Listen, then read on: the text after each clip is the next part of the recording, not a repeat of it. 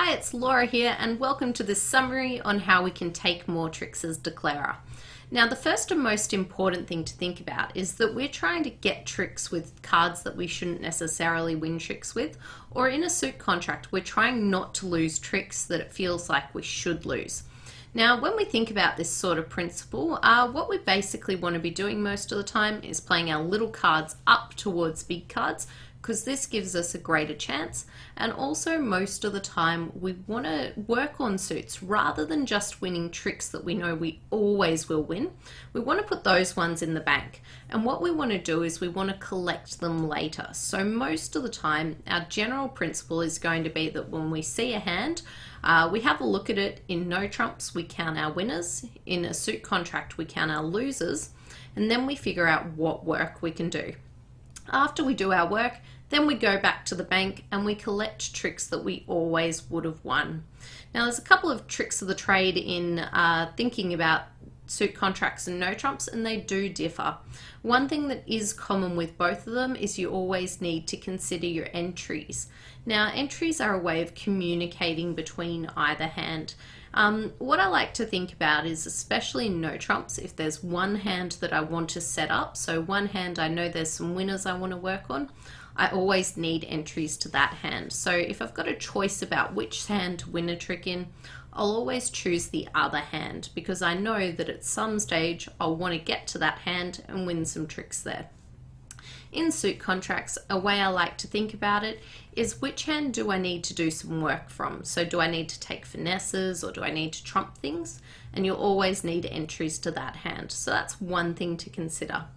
In no trumps, what we always want to do, we want to check out our goal, so that's how many tricks we're trying to take in the contract, and then we're going to count our winners. And these are the tricks that we could take home straight away, right now, without losing the lead if you had them. Now remember, the amount of cards that the player with the most cards in a suit has limits how many cards that can possibly be won in a trick. So if one hand has the king and the queen of a suit, but they only have two of them, and the other hand had, say, the ace and the jack, you could still only win two tricks, even though you've got the top four cards in the suit.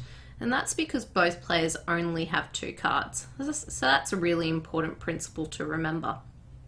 Then in no trumps, we want to think about how we're going to get extra tricks. And we have three ways. Our preferred method is going to be by strength. And this is when we can knock out the opponent's big cards so that then our cards will win tricks. A good one is when you have, say, the king, the queen, and the jack. You know that once the ace is played, your next cards will become winners. Another way to look for extra tricks is through length. And this is where our little cards can win tricks, but only because the opponents don't have any more cards in the suit. So we're the only side that has cards in that particular suit. Our last one is through finessing. Now in a suit contract, it's a bit different. What we're going to count is we're going to count our losers. So the way we do this, we pick one hand to be the anchor hand, and that hand's normally the one that has the most cards in the trump suit. The other hand becomes the non-anchor hand. If you have equal length in trumps, you could either just use the declarer's hand, so your hand as the anchor, but the best strategy is if one hand has another long suit, to use that hand as the anchor hand. The number of cards in each suit is the maximum number of losers that can be in the hand. And have a look at the suit play video, because that'll confirm this a bit more. So we think about the worst case scenario, about how many tricks that we're going to lose in each suit. Then what we try to do is we try to reduce these losers, and we've got three ways of doing it. The first one is by discarding, and that's when the non-anchor hand has more winners in a suit than the anchor hand holds. So for instance, if the non-anchor hand held the ace, the king, and the queen of a suit, but the anchor hand only had one card, our non-anchor hand would have two extra winners, because our little one gets played on the ace, but then the king and the queen, they're extra winners.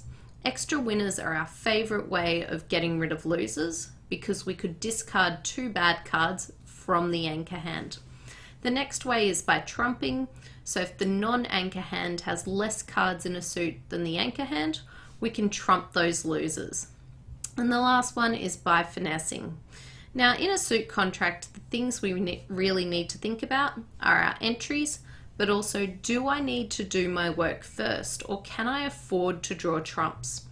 Now, most often you will be able to draw trumps first, but if you've got some roughing to do, so if you know you need to do some trumping in the non-anchor hand, we always need to know that we need to have as many trumps in that hand as things that we want to trump from the anchor hand. So especially when the dummy has a singleton or a void, a lot of the time that's a sort of, should send a light bulb off that we might need to do roughing before we draw out the trumps.